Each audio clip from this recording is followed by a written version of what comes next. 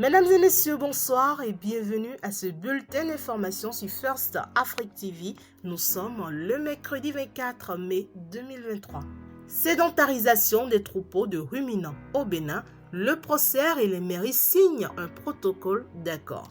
La cérémonie de signature du protocole d'accord entre le projet de sédentarisation des troupeaux de ruminants PROCER et les communes impactées par les actions du projet ainsi que le lancement officiel de la remise des attestations de détention coutumière aux éleveurs individuels se sont tenus le mardi 23 mai 2023 au siège de l'Association nationale des communes du Bénin à Abomey-Calavi. Une sédentarisation qui vise à régler les conflits entre agriculteurs et éleveurs et aussi à maximiser la productivité et la production des bétails.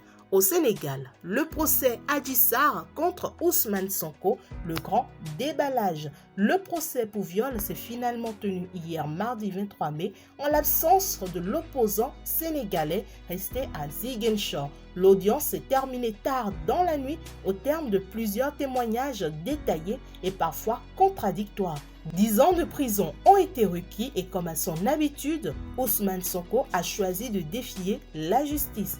Rappelons que son procès l'oppose à Adji Sarr, une masseuse de salon de beauté dakarois qui l'accuse de viol et de menaces de mort.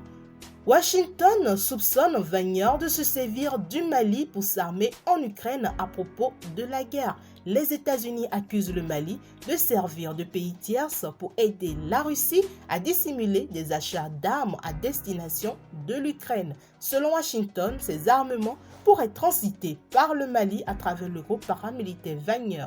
À ce stade, ces achats n'ont pas encore été finalisés selon le porte-parole du département d'État, mais nous surveillons attentivement la situation, a-t-il dit en conférence de presse. Les États-Unis assurent disposer d'indications claires montrant que le groupe Wagner chercherait à acheter des équipements militaires auprès de fournisseurs étrangers.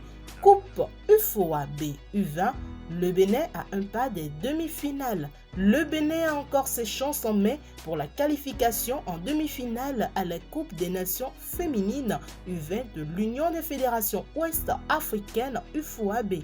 Ce mardi 23 mai, les jeunes Amazones ont disposé de la Côte d'Ivoire 5-2 à l'occasion de la deuxième journée dans la poule A. C'est une victoire qui relance les Béninoises sur le chemin de la qualification.